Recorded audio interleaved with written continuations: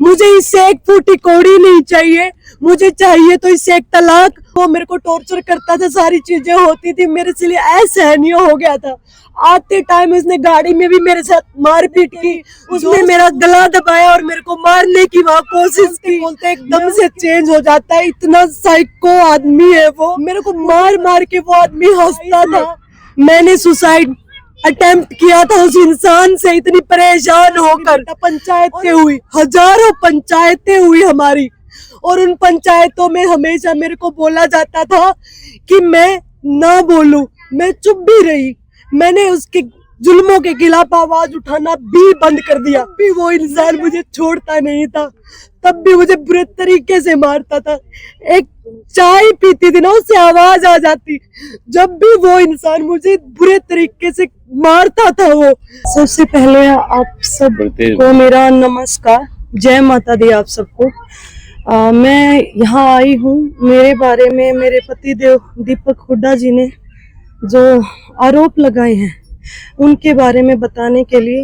Actually मैं बहुत time से मैं डिप्रेशन में चल रही थी और मैं बोल नहीं पा रही थी चीज़ों को, और अभी मेरी मेडिकेशन भी चल रही है और उसके अभी मैं थोड़ा सा ठीक महसूस कर रही हूँ। लेकिन तभी मैं आई, मैं अभी भी इतना कैपेबल नहीं हूँ कि मैं बहुत ज़्यादा बोल पाऊँ, लेकिन फिर भी मेरी मजबूरी हुई कि आने की, क्योंकि मेरे को बहुत ज़्यादा परेशान किया जा रहा है, बहुत ज़्यादा प्रताड़ित किया जा रहा है।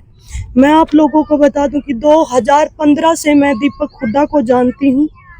उसने, जब मेरी पहली बार उनसे बात हुई थी तो उन्होंने मेरे को इमोशनली ब्लैकमेल बोल सकते हैं, इमोशनली मेरे को बोला कि मैं बिना माँ बाप का बच्चा हूँ, और मेरी मतलब ऐसे करके एक सॉफ्ट कॉर्नर उसने हमारी फैमिली में और मेरे अंदर बनाया।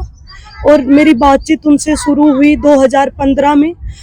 मैंने जब उस इंसान से बात करना स्टार्ट किया, उस टाइम मैं आपको बता दूं कि आज वो संपत्ति हड़पने के मेरे ऊपर आरोप लगा रहा है। जब 2015 में मैंने बात की थी तो उसके घर में एक टॉयलेट भी नहीं होता था, उसके घर में एक टॉयलेट नहीं होता, तसले में नहाते थे वो लोग। ऐसे इंसान का मैंने हाथ पकड़ा था। मेरी गलती ये रही कि मैंने उस इंसान का, और उस टाइम मैं वर्ल्ड की मेडलिस्ट, इनकम टैक्स इंस्पेक्टर और एशियन की मेडलिस्ट और बहुत बार नेशनल चैंपियन रह चुकी थी। और उस टाइम दीपक हुड्डा इतना बड़ा चेहरा नहीं था, वो नेशनल खेला था लेकिन नहीं वो इंटरनेशनल प्लेयर था। अगर मुझे पैसे का लालच होता तो मैं क्या उस इंसान का हाथ पकड़ती उस टाइम? आप लोग बता दीजिए, क्या मैं पकड़ती उस इंसान का हाथ? उस इंसान के ने हमारे दिलों में सिंपैथी गेन की। 2016 में उसके लीग के पैसे आए और जैसे हमारा उसने विश्वास भी जीता, मेरा और मेरे माता पिता का। हम उस पर ब्लाइंडली फेथ करते थे, क्योंकि मेरे मम्मी पापा को वो ऐसे बोलता, मेरा माँ बाप नहीं है तो आप ही मेरे माँ बाप हो।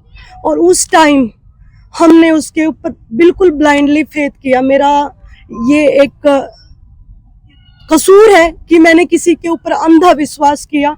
और उस आदमी ने अपना टैक्स बचाने के लिए, टैक्स चोरी करने के लिए, मैं आपको बता दूं कि 2016-17 में जो हमारे 16-17 में जो 5 लाख रुपए हमारे अकाउंट में डाले और वापिस कितने लिए? 7 लाख रुपए। 2 लाख रुपए तो उसने उसी साल हमारे खा गया वो। और वो बोल रहा है कि मैंने धोखा किया। ऐसे ही सारे रिकॉर्ड है मेरे पास, मैंने लिखित में हर साल के सालाना जो रिकॉर्ड किए हुए हैं, और वो आपको मेरे वकील बता देंगे उसके बारे में, क्योंकि मेरी अभी ऐसी स्थिति नहीं है कि मैं सारे आंकड़े याद कर सकूं, क्योंकि 4-5 साल की बात है। लेकिन वो विश्वास था तो लेन देन भी होता था। मैं ये नहीं कह रही कि मेरे अकाउंट में या ये पैसे नहीं आए हैं, बिल्कुल आए हैं, लेकिन उनको हमने वापस भी किया है। वो ट्रांजैक्शन तो उसने नहीं दिखाई, उसने तथ्यों को छुपाया है। और उसने ये भी छुपाया है कि वो इनकम टैक्स की चोरी कर रहा है। मेरे माँ बाप इतने पढ़े लिखे नहीं है, बिल्कुल। उसने अपना, जो मेरे भाई बहन उस टाइम 17-18 साल के थे, उस टाइम उसने बैंक अकाउंट में उनका टैक्स बचाने के लिए ट्रांसफर करता था पैसे सैलरी दिखाकर, किसी को वो दिखाता था कि ट्रेनर, किसी को अपना कर्मचारी दिखाकर उसने पैसे डलवाए हमारे अकाउंट में, और उसने वो पैसे वापस भी ले लिए निकलवा कर, और कुछ पैसे उसने ऑनलाइन जैसे ट्रांजैक्शन कहीं उसके रिश्तेदारों में कहीं उसमें उसने वो वापस पैसे लिए हैं, जिसका रिकॉर्ड मेरे पास बैंक खातों में भी है। और फिर वही इंसान हमारे ऊपर इल्जाम लगा रहा है कि हम पैसे उसके खा गए, ऐसा कुछ मेरे पापा के ऊपर और हमारे ऊपर। क्योंकि मेरे पापा इतने पढ़े लिखे नहीं थे, ब्लाइंड फेथ करते थे। अब कोई सैलरी डालता है हमारे अकाउंट में, टैक्स तो हमें भी देना पड़ेगा ना सैलरी का। मेरे पापा के अकाउंट से, मेरी माँ के अकाउंट से, मेरी भाई बहन के अकाउंट से हम उसकी जो वो सैलरी डालता था उसका टैक्स भी हम भरते थे, और जबकि टैक्स हम अपनी पॉकेट से भर रहे हैं और उसको सारा पैसा जा रहा था, लेकिन उस चीज से हम अनभिज्ञ थे। मेरे मम्मी पापा को इस चीज की नॉलेज ही नहीं थी कि ये किस चीज के क्या चीजें हो रही है, क्योंकि उसके ऊपर बिल्कुल ब्लाइंडली फेथ करते थे। तो ये एक मैटर था। दूसरा वो इल्जाम उसने जो लगाया मेरे ऊपर और मेरे परिवार के ऊपर संपत्ति हड़पने का, मैं उससे ये सवाल करती हूँ, सबको ये लगता होगा कि बहुत बड़ा प्लेयर है, उसके पास अरबों की संपत्ति होगी। मैं आपको बता दूं, जब मैंने उस इंसान का हाथ पकड़ा था तो उसके पास उनके घर में टॉयलेट तक नहीं था, उसके पास संपत्ति के नाम पर पुश्तैनी कोई भी संपत्ति नहीं थी। एक किला, अपने भैया हरियाणवी भाषा में जो बोलते हैं, एक दौरा भी पूरा को नहीं उसका दौरा है। संपत्ति क्या की खागी मैं उसकी और मेरा परिवार, कोई पूछने वाला हो उस इंसान से। और उसके जो पैसे आए वो हमने, मेरे पास सारे लीगल डॉक्यूमेंट है और सारी ट्रांजैक्शन है, इसमें लिखा हुआ है, हर एक जो ट्रांजैक्शन हुई उसमें लिखा हुआ है कि क्या क्या पैसे आए, क्या क्या पैसे गए उसके खाते में, और सारी ट्रांजैक्शन। मैं कल इस मेरे ऊपर ये बगैर जांच किए हुए रोहतक में केस को फाइल किया गया मेरे खिलाफ। पहले वो मैंने अपना यहाँ 11 तारीख को मैं मिली थी हमारे हिसार एसपी से। मैं आपको पहले प्लाट की क्लैरिफिकेशन दे देती हूँ, क्योंकि मैं थोड़ा सा मैं बता रही हूँ कि मैं भूल जाती हूँ, ट्रैक से थोड़ा निकल जाती हूँ। तो मैं प्लाट के बारे में बताती हूँ आपको। जो बोल रहा है कि मेरा प्लाट धोखे से नाम करवाया, मैंने कौन सा धोखे से नाम करवा लिया? प्लाट भी आज भी उसी इंसान के नाम पर है। वो प्लाट, आधा प्लाट उसके नाम पर है और आधा प्लाट मेरे नाम पर है, जो कि मैंने शादी से पहले 2018 में मैंने खरीदा था। शादी के बाद नहीं खरीदा था कि जो उसकी संपत्ति होगी, ऐसा नहीं है। एज ए वाइफ मैंने उसकी कोई संपत्ति पर कभी कोई अधिकार, मैंने 100 रुपए भी कभी उस इंसान से नहीं लिए हैं। मैं आपको बता दूं, उस इंसान का मैंने 2018 में जब मैंने प्लाट लिया, मेरे प्लाट की सारी ट्रांजैक्शन मेरे खाते से की हुई है, वो खाता भी यहाँ पर है, उसकी सारी डिटेल मैंने रोहतक पुलिस को भी दी हुई है। तो वो प्लाट के पैसे मैंने दिए हैं, तो वो प्लाट आधा उसका कैसे हो गया? और बात जहां आती है धोखे की, तो मेरे प्लाट पर उस इंसान ने 67 लाख रुपए का, हमने टोटल का वो प्लाट लिया था, उसका 33.5 लाख उसके रुपीस थे। 33.5 लाख रुपए देकर वो आदमी मेरे से बगैर बताए, मेरे से साइन करके, गुड फेथ में साइन करवा कर 80 लाख रुपए उसने HDFC बैंक से लोन ले रखा, वो मेरे को बगैर बताए, और धोखा मैंने कर दिया। अब ये बताइए मैंने कैसे धोखा कर दिया? प्लाट मेरा होने के बावजूद भी उसने मेरे को गारंटर बनाकर गुड फेथ में साइन करवाकर 80 लाख रुपए वो इंसान, उसने 67 लाख रुपए का टोटल, जिसमें से 33.5 लाख रुपए उसने दिए हैं और जो उसके नाम भी है। तो धोखा मैंने कैसे कर दिया? मैं पूछती हूँ उससे, कैसे मैंने धोखा कर दिया? धोखा मेरे साथ किया उसने बगैर बताए। 80 लाख रुपए आज भी वो लेकर बैठा हुआ है उस पे, और ये सारी ऑन रिकॉर्ड डॉक्यूमेंट्स के ऊपर मैं बातें बोल रही हूँ। और जहां अपने रिश्तेदारों के उसने जो पैसे लिए हमसे, जो उसके रिश्तेदारों के दोस्तों के खातों में ट्रांसफर करवाए हैं, जो पैसे उसने सैलरी के नाम पर मुझे दिए हैं, कैश भी लिए हैं उसने। मैं कैश के अलावा आज भी मैं उस इंसान से ऑन रिकॉर्ड 20 से 30 लाख रुपए ऑन रिकॉर्ड भी मांगती हूँ। लेकिन उसने क्या किया, मेरे को बदनाम करने के लिए ऑन कि मीडिया में कुछ भी बोल दो, आपको है ना, आपको कोई भी सबूत देने की जरूरत नहीं है। उसने ये सोचा ताकि वो मेरे को बदनाम कर सके। और आजकल उसने अपना यूट्यूबर्स को बोलकर इनडायरेक्टली वीडियोस डलवा रहा है, कैंपेन चलवा रहा है। आजकल वो झंडे लेकर खड़े हैं कुछ कि आजकल तो लड़कियों का काम हो गया है एलुमनी के लिए तलाक मांगती है। मैंने उस इंसान को ये सब चीजें होने से पहले, ये सब केस डालने से पहले, एसपी को एप्लीकेशन देने से पहले उस इंसान को ये बोला था कि दीपक, हम इतने साल इकट्ठे रहे हैं और मैंने तेरी इतने साल तक मारपीट बर्दाश्त की है, तूने मेरे साथ इतनी जो जात तक की है, मैं अब बर्दाश्त नहीं कर सकती हूँ। हम ऐसे करते, आप मेरे को तलाक दे दो, मुझे आपसे एक फूटी कौड़ी नहीं चाहिए, लेकिन मैं नहीं चाहती कि मीडिया में आए ये चीजें। और उस इंसान ने मेरे को बोला कि मैं आपको तलाक नहीं दूंगा, मैं आपको जान से मार डालूंगा। उसने मेरे को ये धमकी दी।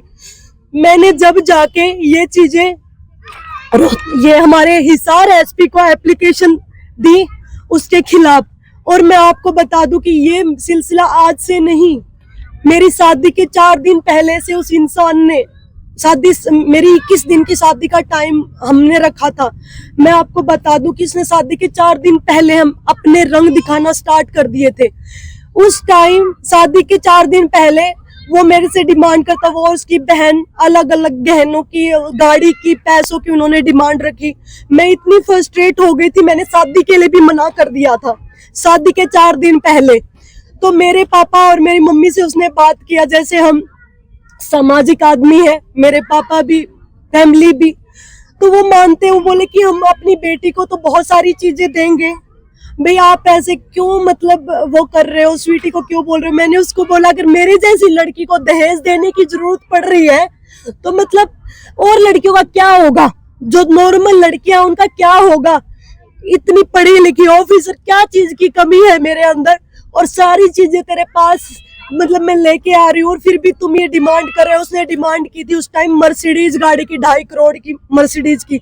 मैंने उसका पेपर में ना कि हमारा इतनी ज्यादा बातें ना आए मीडिया में, ये ना, मैंने बिल्कुल शॉर्ट में उसकी एप्लीकेशन दी थी ताकि बेइज्जती ना हो किसी की, उसकी भी, सिर्फ मेरे को इस आधार पर डाइवोर्स मिल जाए। उस टाइम भी मैं शर्म के मारे मैंने पूरी बातें नहीं बताई किसी को भी, और मैंने सिर्फ एप्लीकेशन दी। मैंने 11 तारीख को एप्लीकेशन दे दी, उसको पता चला, उसको बुलाया गया पुलिस द्वारा, वो इंसान आया नहीं। और उसने काउंटर में 25 तारीख को शाम को उसने सिर्फ दरखास्त दी थी झूठे इल्जाम लगा के अपने। तो उस इंसान ने सिर्फ यही इल्जाम लगाए कि धोखाधड़ी की और पैसों वाले मेरे ऊपर इल्जाम लगाए। और इसके बाद उसने कुछ उच्च अधिकारियों से मिलकर, कुछ उच्च अधिकारी उसका मदद कर रहे हैं, और उस उच्च अधिकारियों से मिलके उसने एफआईआर दर्ज करवाई रोहतक में मेरे खिलाफ। उसमें मेरे बारे में बोला गया है, मेरे, क्योंकि लड़की के पास अगर कुछ नहीं मिलता तो उसको बोला जाता है बदचलन, जिसके अवैध संबंध होते हैं। मेरी इज्जत जो मुझे पूरी दुनिया से, पूरे संसार से, पूरी मटेरियल चीजों से प्यारी थी, तो उस इंसान ने मुझे वह पिंच किया।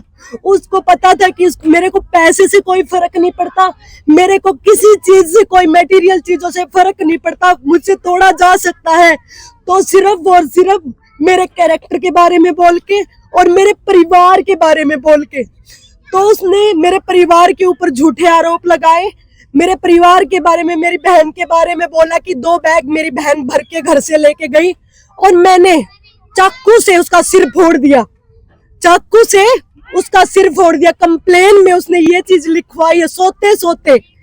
मैं पागल हूँ जो मैं चाकू से उसका सिर फोड़ दूं। चाकू से या तो घाव होते हैं, और कहाँ वो मेडिकल है, कहाँ वो पुलिस ने झूठी जो एफआईआर जो दर्ज की है।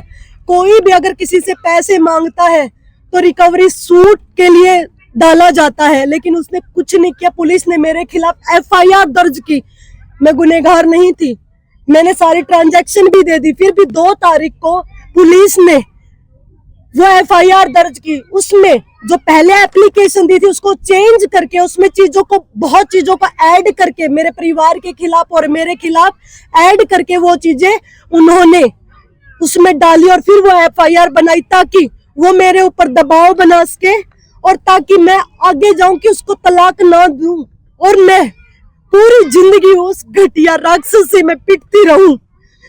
मेरे साथ बहुत ज्यादा उस इंसान ने, वो शादी के 4 दिन पहले जो उसने गाड़ी की डिमांड की थी, उसके बाद मेरे पापा ने मेरे सामने इमोशनल होकर बोला कि बेटा 4 दिन रह गए, कार्ड बट चुके, सारी चीजें हो चुकी, अगर हम अब शादी को तोड़ेंगे तो बदनामी होगी हमारी, जबकि मैंने मना कर दिया था। उसके बावजूद उस इंसान ने दोबारा शादी के लिए मेरे पापा मान के गाड़ी फॉर्च्यूनर देने के लिए उसको गाड़ी भी दी और सारी चीजें भी दी उसको, मेरे परिवार ने मजबूरन, और फिर भी उसको और उसकी बहन को सब्र नहीं आया। कौन से, मैंने एफआईआर में तो सिर्फ ये लिखवाया है कि उसने गाड़ी एक मांगी। मेरी ननंद ने मेरे पास, मैं बता दूं, मेरी ननंद ने किस, उसमें समाज में भी कोई ननंद के लिए गाड़ी नहीं देता अलग से, वो मेरे उसके लिए भी मुझे टॉर्चर करती थी, क्योंकि एफआईआर में मैंने सिर्फ मेरे पति को ज्यादा मेंशन किया था, क्योंकि मुझे किसी को बदनाम नहीं करना था, मुझे सिर्फ डाइवोर्स लेना था, सिर्फ इसलिए मैंने बहुत लिमिटेड चीजें उसमें मेंशन की थी। वो मेरे को टॉर्चर करती दिन में। 1.5 महीने मेरी शादी को हो गए थे। 1.5 महीने बाद मैं इतनी परेशान हो चुकी थी, मैं छोड़ के अपना मैं कैंप में चली गई। उसके बाद मैंने उसको ब्लॉक, वो बहुत फोन पर भी टॉर्चर करता था, आके भी टॉर्चर करता था, और आके मैंने उसको ब्लॉक कर दिया। मेरा जब एशियन चैंपियनशिप में खेलने की, मेरा जब गोल्ड मेडल आया तो सबसे पहले वो इंसान एयरपोर्ट पर मिला, लेकिन उसको ये पता कि मैं दुनिया के सामने में कुछ नहीं बोल सकती। वो इंसान वहां ये दिखा रहा कि वो मैं इतना सपोर्ट करता हूँ। मुझे पता है कि उसने क्या चीज मेरे साथ की और क्या वो कर रहे हैं वहां पे जाके। इसके बाद बात आती है, जैसे हम आ रहे थे या भी चुनाव से पहले की, चुनाव से पहले जैसे इसकी यह हर रोज की बातें बढ़ती गई। मैं दूर रहती, मैं कैंप में रहती थी, सारी चीजें। अब चुनाव से पहले हम चंडीगढ़ से सीएम साहब से मिलके आ रहे थे, हम गाड़ी में थे, और हमारी इतनी बातें, मतलब जैसे वो मेरे को टॉर्चर करता था, सारी चीजें होती थी, मेरे से लिए असहनीय हो गया था। आते टाइम उसने गाड़ी में भी मेरे साथ मारपीट की। जो सबूत मैंने अपने, जो हिसार पुलिस है उसको भी सारे सबूत दिए हुए हैं, मेरे साथ मारपीट होने के भी। उसने मेरा गला दबाया और मेरे को मारने की वहां कोशिश की। मैं उसमें भी मैं भीख मांग रही हूँ कि मुझे छोड़ दे, तुम इसलिए मेरे को टॉर्चर कर रहे हो कि मैं शर्म के मारे, मेरे माँ बाप की इज्जत के मारे तेरे से भी मैं डाइवोर्स नहीं ले सकती, इसलिए तुम मेरे को इतना ज्यादा टॉर्चर कर रहे हो। तो फिर उसने मेरे को छोड़ा नहीं और मेरे को वो टॉर्चर करता रहा। फिर उसके बाद जैसे मेरे मामा जी आते, वो एकदम से बातें बदल जाता है और वो फिर मेरे को दबाव बनाता है। वो ऐसा इंसान है, बोलते बोलते एकदम से चेंज हो जाता है, इतना साइको आदमी है वो। मुझे पता है कि एक बार जब उसको रोने के लिए बोल दिया जाए, जब भी वो रो देगा, जब उसको हंसता, उससे रोते रोते हंसने के लिए बोल दे, रो के हंसता रहता है। मेरे को मार मार के वो आदमी हंसता था। मुझे नहीं पता, मुझे नहीं लगता कि कोई नॉर्मल इंसान किसी को दर्द देके खुश होता होगा, मुझे नहीं लगता कोई, क्योंकि नॉर्मल इंसान किसी के दुख में दुखी होता है, सुखी नहीं होता है, हंसता नहीं है। वो मेरे को मार मार के हंसता था। तो चुनाव से पहले जो चंडीगढ़ से हम आ रहे थे, उसने मारपीट की, मैंने जाने से घर वालों को सख्त मना कर दिया था। और मैं आपको बता दूं, उससे पहले 2022 में मैंने सुसाइड अटेम्प्ट किया था उस इंसान से, इतनी परेशान होकर, और उसके बावजूद भी फिर भी मैं उस इंसान के साथ रही, क्योंकि मेरे घर वालों का दबाव इतना ज्यादा था मेरे ऊपर कि मेरे घर वाले ये बोलते थे, कोई नहीं बेटा बसा ले, कोई नहीं, आदमी सुधर जाते, नहीं वो होगा, कोई बात नहीं बेटा। पंचायतें हुई, हजारों पंचायतें हुई हमारी, और उन पंचायतों में हमेशा मेरे को बोला जाता था कि मैं ना बोलूं, मैं चुप भी रही। मैंने उसके जुल्मों के खिलाफ आवाज उठाना भी बंद कर दिया। मैं बैठकर कोने में मैं माता रानी का नाम लेती रहती ना, तब भी वो इंसान मुझे छोड़ता नहीं था, तब भी मुझे बुरे तरीके से मारता था। एक चाय पीती थी ना, उससे आवाज आ जाती, जब भी वो इंसान मुझे बुरे तरीके से मारता था। वो ऐसा इंसान, मुझे नहीं लगता कि कोई नॉर्मल इंसान ऐसे किसी के साथ जाती कर सकता है। ये सब चीजें मैं बर्दाश्त करती रही, ये और मेरी बर्दाश्त की सब चीजें बाहर हो गई। इलेक्शन के बाद अभी 27 तारीख को भी और उससे पहले मारपीट मेरे साथ हुई, तो मैं सब चीजों से मैंने सुसाइड अटेम्प्ट किया और उसमें मैं बच गई। और मेरे घर वालों ने मेरे को बोला कि अगर तुम मर गई तो हमारे पास अब क्या है, तो उन्होंने बोला कि कोई नहीं बेटा, तू छोड़ दे, अब हम तेरे को कुछ नहीं कहेंगे। इलेक्शन से पहले मेरे घर वालों ने मेरे को ये बोलकर भेजा था कि अब उन्होंने, उसके दोस्तों ने और उसने और जो पंचायती जो आदमी थे उन्होंने मेरे को विश्वास दिलाया कि ये तेरे साथ मारपीट नहीं करेगा। उन्होंने विश्वास दिलाया और बोले अगर मारपीट की तो मैं तुम्हें डाइवोर्स म्यूचुअल कंसेंट से दे दूंगा। उसने ये बात की हाँ भरी, तो मैं उसके साथ में गई, लेकिन वो बिल्कुल भी सुधार में नहीं आया वो इंसान। उसने वही रवैया रखा और मैंने दोबारा से सुसाइड के लिए अटेम्प्ट किया। उस टाइम मेरे घर वाले भी टूट गए, लेकिन मैंने ये चीजें कभी किसी को नहीं बताई, क्योंकि किसको मैं बताऊं, अगर बताऊंगी तो इसमें उसको ये लगता रहा कि ये थाने में जाएगी नहीं, पंचायतें होगी तो पंचायतों में बस तुम ड्रामे करना कि माफी मांग लेना, माफी मांगने के बाद तेरे को बार बार ये भेजते रहेंगे और ये इज्जत के मारे थाने में नहीं जाएंगे। तो उस इंसान ने, उसके लिए मैंने 11 तारीख को हमारे एसपी हिसार को बोला, सर मुझे इस इंसान के साथ नहीं रहना है, मुझे इससे एक फूटी कौड़ी नहीं चाहिए, मुझे चाहिए तो इससे एक तलाक, और जो मेरा सामान है मुझे सिर्फ मेरा सामान चाहिए, मुझे इससे कुछ भी नहीं चाहिए जो मैं लेके गई हूँ। वो सामान की मैंने लिस्ट भी आधी दी हुई, मैंने वो भी पूरा नहीं दिया हुआ, मैं आपको बता दूं। मैंने सिर्फ ये चीज बोली और मेरे को 1.5 महीना हो गया, मेरी इसके ऊपर कोई कार्रवाई नहीं हुई।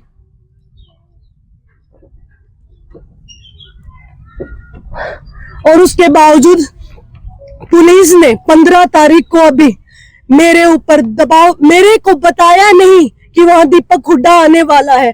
दीपक हुड्डा ने प्लान किया, इसमें कुछ उच्च पुलिस अधिकारी शामिल हैं इस साजिश में। उनके साथ उन्होंने मिलकर मेरे को ये नहीं बताया कि दीपक हुड्डा वहां आया हुआ है। उन्होंने मेरे को डॉक्यूमेंट्स के बहाने वहां पे बुलाया, जबकि मैंने सारी सब चीजें दे चुकी थी मैं। और फिर वहां बुलाकर मैंने उनको ये बताया था कि जब दीपक हुड्डा मेरे सामने आता है, मेरी तबीयत, वो मेरे को बोलता है कुछ, मैं उसकी आवाज सुनती हूँ तो मैं इतनी ज्यादा परेशान हो चुकी हूँ, मैं इतनी डिप्रेशन में हूँ कि मेरे को पैनिक अटैक्स आते हैं। और वो इंसान आया और वहां उसने ऐसे गंदा गंदा बोलना स्टार्ट किया और उसने मेरे को एक वीडियो दिखाया फोन में, और वीडियो को देखने के लिए मैं बोला कि दिखाओ कहाँ है वीडियो। मैंने उसके हाथ से सिर्फ फोन लेने के लिए वो किया था और उसी ने सिर्फ ये बात हुई थी, वहां पे पुलिस वाले भी, सब चीजें थी, वहां का सीसीटीवी कैमरा रिकॉर्ड आप निकलवा कर दे सकते हो। वहां मेरा पापा और मेरे मामा तो अंदर मौजूद भी नहीं थे, जिनका इन्होंने नाम भी लिखवाया हुआ है इस एफआईआर में। झूठी एफआईआर उसने कटवाई, झूठा मेडिकल जाके करवाए। मैं बोलना चाहूंगी कि क्या हमारे देश में क्या चल रहा है, मेरी जैसी लड़की के साथ वो चीजें कर रहे हैं ये कुछ लोग मिलकर। मैं गुहार लगाना चाहूंगी इस देश के सर्वोपरि हमारे प्रधानमंत्री नरेंद्र मोदी जी से और हमारे सीएम साहब से कि मेरे साथ इतनी चीजें हो रही है, मैं किसी को ये चीजें नहीं बता पाई। मैं हमारे सीएम साहब से मिली भी थी, उन्होंने मेरे को बोला था कि 28 तारीख तक मेरा सेशन चल रहा है, मैं बोलूंगा कि ये म्यूचुअल कंसेंट से सारी चीजें हो जाए, लेकिन उस इंसान को ये चीजें बिल्कुल बर्दाश्त नहीं थी। मैं मजबूर हो गई हूँ अब मीडिया के सामने आने के लिए, क्योंकि वो मेरे को टॉर्चर कर रहा है, मेरे को झूठे केस में मेरे परिवार को फंसाकर घंटों तक थाने में बैठाया जा रहा है। क्योंकि मैं एक इंसाफ पसंद लड़की हूँ और मैंने इतनी चीजें, मेरे डिप्रेशन में होने के बावजूद भी मैं वहां पर हॉस्पिटल से मैं थाने में जा रही हूँ और मेरे से इतनी पूछताछ हो रही है झूठे केस की, जबकि वो FIR ही नहीं होनी चाहिए थी, उनको जांच करनी चाहिए थी कि क्या बात हुई थी। FIR दर्ज होती है और उसमें मेरे को ही टॉर्चर किया जाता है। आज मैं जमानत पर बाहर हूं, मैं आप लोगों को बता दूं, आज मैं जमानत पर बाहर हूँ। मेरा केस जो 1.5 महीने से है, उसमें जो आरोपी था, जांच पूरी हो चुकी, यानी कि दीपक हुड्डा, वो आज खुलेआम बाहर घूम रहा है। और मैं जो इसका 2 दिन, जिस केस में लोगों को हजारों, मतलब कितने महीनों तक कोई पूछता भी नहीं जिन केसों को, उस केस में मेरे को गिरफ्तार किया गया। समझ सकते हो मैं आज इस मामले में मैं आज जमानत पर हूँ। मेरे साथ क्या कर रहे हैं इसमें, मैं अगर मेरे को आने वाले टाइम में अगर कुछ हो जाता है, या मैं मर जाती हूँ, या कोई मेरा एक्सीडेंट या कुछ भी किसी भी उससे, या मेरे को कोई अटैक आ जाता है, मैं मर जाती हूँ, तो मेरी मृत्यु का कारण सिर्फ और सिर्फ दीपक हुड्डा और यहाँ का SP हिसार होगा। क्योंकि मैंने 1.5 महीने पहले SP हिसार को मैंने सारी अपनी चीजें लिखित में मैंने ये बोला था, मुझे कुछ नहीं चाहिए उस इंसान से, मुझे सिर्फ डाइवोर्स चाहिए। लेकिन सभी लोग, सभी पुलिस वाले, कुछ उच्च अधिकारी रोहतक के भी और हिसार के भी मिलके मेरे ऊपर दबाव बना रहे हैं कि मैं डिप्रेशन में आऊं, और डिप्रेशन में आके फिर मैं दोबारा से दीपक हुड्डा को मेरे को आमने सामने बिठाया जाए और फिर मेरे को अटैक आए। और अभी मैं आपको एक बात और बता दूं कि मेरा केस, जिसकी जांच पूरी हो चुकी थी, उस केस को ट्रांसफर कर दिया गया है सिविल थाने में। ये बात मुझे आज सुबह अखबार से पता चली, जबकि मेरा केस है। मुझे ये चीज पता होनी चाहिए सबसे पहले कि मेरा केस ट्रांसफर कर दिया गया है। इस बात का मुझे पता चला अखबार से, तो आप सोच सकते हैं कि क्या मिली भगत चल रही है। जिस केस की जांच हो चुकी थी उसको ट्रांसफर कर दिया गया है, और ट्रांसफर करने के साथ में इस केस को लंबा खींचा जा रहा है ताकि मैं दबाव में आऊं और झूठा केस के दबाव में आऊं, और मेरे को पैनिक अटैक आए। और दीपक को जब आमने सामने दोबारा दीपक को और मेरे को आमने सामने दोबारा बैठाया जाए, तो इस तरह के झूठे केस वो और भी मेरे ऊपर फाइल कर सके, जिससे मेरे को और ज्यादा टॉर्चर किया जाए, और ज्यादा प्रेशराइज किया जाए, और मैं उसका डाइवोर्स ना दूं। मैं आपको ये पूछना चाहती हूँ, मेरी क्या गलती है? मेरी यही गलती है कि मैं एक लड़की हूँ। मेरी यही गलती है कि मैंने अपने दुख को पूरी दुनिया के आगे नहीं बताया। मेरी यही गलती है कि एक लड़की होके मैं रोते हुए कैमरे पे कभी आई नहीं, और वो लड़का होके ड्रामे करके लोगों के सामने वो ड्रामे कर रहा है, और उसको आप ये ऐसे जज करते हो। मैं लड़की होकर अगर आपको रोके नहीं दिखा रही, अपने दुख नहीं बता रही, तो इसका मतलब ये नहीं है कि मैं दुखी नहीं हूँ। मैं भी दुखी हूँ। मैं हमेशा सीखा है कि मुझे दुनिया के सामने रोने से मुझे कुछ नहीं मिलने वाला। मुझे दुख होता है तो मैं रोती हूँ, तो मेरी महामाई भगवती के सामने, किसी के सामने नहीं रोती हूँ मैं। और मैंने हमेशा किसी को अपने दुख नहीं बताए। मेरा यही स्वीटी जी, आप क्या चाहते क्या है आप? मेरा गुनाह ये है कि मैंने एक अंधे आदमी के सामने अंधा विश्वास किया।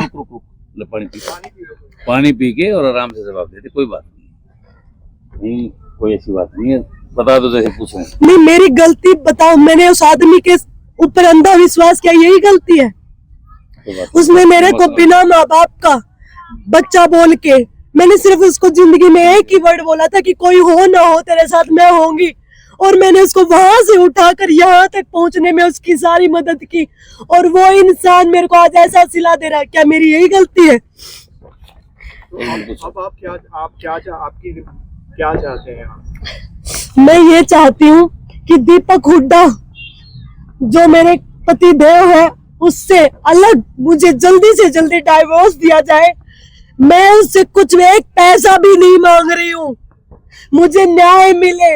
मेरी गलती यही है कि मैंने मेरे खिलाफ हुए जुल्मों के खिलाफ आवाज उठाई, छोड़ बेटा। और बस मैं उससे सारे मैंने अपने एविडेंस कोर्ट में भी दे दिए हैं। 13 तारीख को मैंने कोर्ट में अपना मैं ब्रीफ कर दूंगा कोई बात नहीं, ठीक है? हाँ मेरे जो डाइवोर्स का केस भी फाइल कर दिया है। और वो इंसान मेरे को प्रेशराइज कर रहा है कि मैं डाइवोर्स ना लूं और इनके खिलाफ ना बोलूं। मैं चाहती हूं कि मेरे खिलाफ जो जुर्म हुआ है उसका बदला तो, क्योंकि मैं स्ट्रांगली कर्मा बिलीवर भगवती महामाई अपने आप ले लेगी, लेकिन मुझे उस राक्षस से छुटकारा चाहिए। मुझे उसे एक पैसा नहीं चाहिए, क्योंकि मैं भिखारी नहीं हूँ। महामाई ने मुझे हाथ पांव दिए हैं, मैं खुद कमा के खा सकती हूँ, लेकिन मुझे उस राक्षस से छुटकारा चाहिए। मैं आप लोगों से हाथ जोड़ के ये विनती कर रही हूँ कि मुझे न्याय दिलाने में मेरी मदद करें, उस राक्षस से मेरा पीछा छुड़वाने के लिए मदद करें, ताकि मुझे डाइवोर्स वो जल्दी से जल्दी दे दे और मुझे पुलिस द्वारा जो टॉर्चर किया जा रहा है वो मेरे को टॉर्चर ना किया जाए, क्योंकि मैंने किसी से कुछ नहीं मांगा है। मैंने सिर्फ मांगा है तो एक डाइवोर्स मांगा है, वो भी परेशान होकर। श्रुति जी, आप बीजेपी में है तो पार्टी की तरफ से आपकी कोई मदद हुई इस प्लेटफॉर्म पे? देखिए, मैं आपको बता दूं कि मैं इस हालात में नहीं थी, मैं बहुत डिप्रेशन में थी। उस दिन जिस दिन ये एफआईआर हुई, झूठी एफआईआर दीपक हुड्डा ने की, उस दिन मुझे पैनिक अटैक आ गया था और उसने झूठा जाके केस भी लगा। पैनिक अटैक मेरे को 30 मिनट में वहां बेहोश पड़ी थी और वो आदमी मेरे ऊपर इल्जाम लगा रहा है कि मैंने मार दिया। मैं होली हॉस्पिटल में 5 से 6 दिन तक वहां एडमिट भी रही हूँ और वो आदमी ने इल्जाम लगाया। मैं कहीं जा नहीं पाई, मैं किसी नेता से किसी से मैं मिल नहीं पाई हूँ, क्योंकि मेरी ऐसी हालात है ही थी नहीं। मैं इतने डिप्रेशन में थी कि मैं बोल पाऊं। मैं अपनी ये बातें मेरे माँ बाप को भी नहीं बोल पाती थी। मैं न बिल्कुल मेरी माँ के कंधे पर, मेरी माँ ने मुझे इतना बुरे हाल में देखा, मैं उनको भी बातें नहीं बता पाती थी। उनको भी मैंने रिकॉर्डिंग के जरिए ही सारी चीजें बताई है, मेरी इतनी बुरी हालात थी। तो मैं सिर्फ एक बार सीएम साहब से मैं मिल के आई थी, तो उन्होंने मुझे आश्वासन उस टाइम दिया था, लेकिन अभी तक कुछ हुआ नहीं है। और मैं सबसे बस यही बोलना चाहती हूँ, मैं बहुत ज्यादा डिप्रेशन में हूँ, मेरे ऊपर बहुत ज्यादा दबाव बनाया जा रहा है, मेरी मदद कीजिए। उसके पास किसी भी, उसने जो इल्जाम लगाए हैं उसका किसी चीज का उसके पास कोई सबूत नहीं है। मारने पीटने का जो उसने, चाकू से कोई किसी का सिर फोड़ेगा क्या? चाकू से तो घाव होते हैं। नहीं, उसके पास मेडिकल एविडेंस है। और जो उसने मेरे ऊपर जो इल्जाम लगा रहा है उसका कोई भी, उसके पास किसी भी चीज का जो उसने एफआईआर में दर्ज करवाया उसके पास कोई भी एविडेंस नहीं है। और फिर भी उसकी एफआईआर दर्ज हुई। वो कुछ भी कर सकते हैं, हमारे सबूतों के साथ भी छेड़छाड़ कर सकते हैं। वो जब इतना कर रहे हैं, हमें चीजों का पता ही नहीं है, वो हमारे सबूतों के साथ छेड़छाड़ कर सकते हैं। और 1.5 महीने से आप ये देखो कि इतनी बार जाने के बावजूद, मैं थाने के चक्कर लगाने के बावजूद मेरे को न्याय नहीं मिल रहा। मेरी कंप्लेन पर मैंने सारे सबूतों के साथ जो दिया है उस पर 1.5 महीने से कोई कार्रवाई नहीं हुई है। और उसके झूठे आरोपों पर जिसमें सबूत भी नहीं दिए 2 दिन में कार्रवाई हो रही है। तो आप सोच सकते हो कि साथ दे रहे हैं ना। 1 मिनट सर, न्याय मिलेगा आपको लगता है? देखिए, मुझे अपने जो संविधान पर विश्वास है। कुछ भ्रष्ट लोग होने से या कुछ लोगों के होने, ऐसा होने से जरूरी नहीं है कि पूरे देश की पुलिस खराब है, पूरे देश का संविधान खराब है। मुझे पूरा विश्वास है हमारे देश के संविधान के ऊपर और हमारी सरकार के ऊपर। हाँ जी दिनेश।